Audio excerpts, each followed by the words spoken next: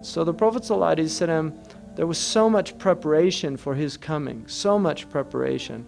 And the Jews and the Christians had news of his advent, which is why, when we get into this later, which is why of the 7 cities of Revelation, in the book of Revelation, the 7 cities of Revelation, which were the centers of Christianity, all of them became Muslim. They're all Muslim. So all of the Eastern Christians, with small exception, became Muslim over this period of time.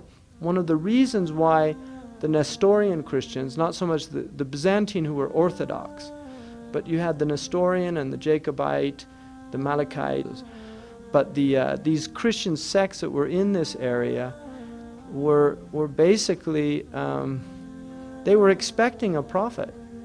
I mean, even if you look in the Gospel with John the Baptist, he was asked, are you Elias and Elijah? And the Jews have a belief, like some Muslims, not all the Muslims, but some of the Muslims, that Elijah still walks the earth. Some actually equate Elijah with Al-Khadr, and some say that Al-Khadr is different, but Elijah still walks the earth. And that's why they said, are you Elijah? And then he said no, and he said, are you the Messiah? He said no, and he said, are you that prophet? And he said no. So he mentions the Messiah, and then he mentions another prophet that's different from the Messiah. Now we know Jesus was the Messiah, so where's that prophet? Because John the Baptist was the prophet immediately before Jesus, and so there's another prophet mentioned, and John the Baptist said, no, I'm not that prophet. So who is that prophet? And then if you look in John 16, where Jesus says he has to leave so that the Paraclete can come, and then he describes the Paraclete. He says that the Paraclete will come and he will abide with you. In other words, his Sharia is going to stay. I mean, the Christians interpret it to be the Holy Ghost, but we know that John the Baptist was baptizing with the Holy Ghost. We know that Jesus was supported by the Holy Ghost. So the idea that he had to leave so that the Holy Ghost could come does not really make sense if you look at the idea that the Holy Ghost is already with him. But this is what he says, that he's going to come after me, and I have to leave so that he can come.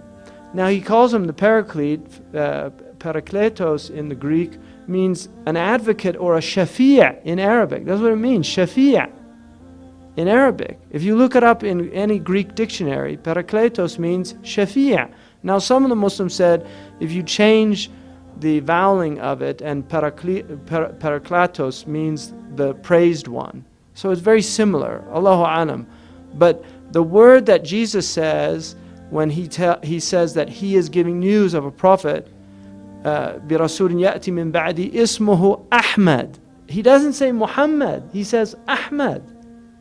Now Ahmad is the Prophet's name on Yawm al-Qiyamah when he's the Shafi'. He's Ahmad al-Shafi'. Muhammad is his name here. So the Prophet, now the other thing is the word in Aramaic for the Paraclete, if you look at the earliest Aramaic translation, is Muhammana. Muhammana, which is, according to Ibn Hisham and our scholars, is Syriac for Muhammad. Now, when these Eastern Christians heard Muhammad,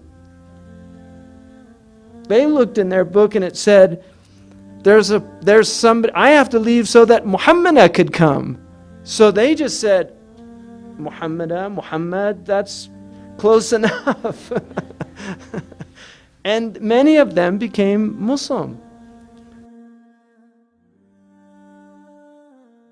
محمد سيد الكونين والثقلين والفريقين من عرب ومن عجم. محمد سيد الكونين والثقلين والفريقين من عرب عرب ومن عجم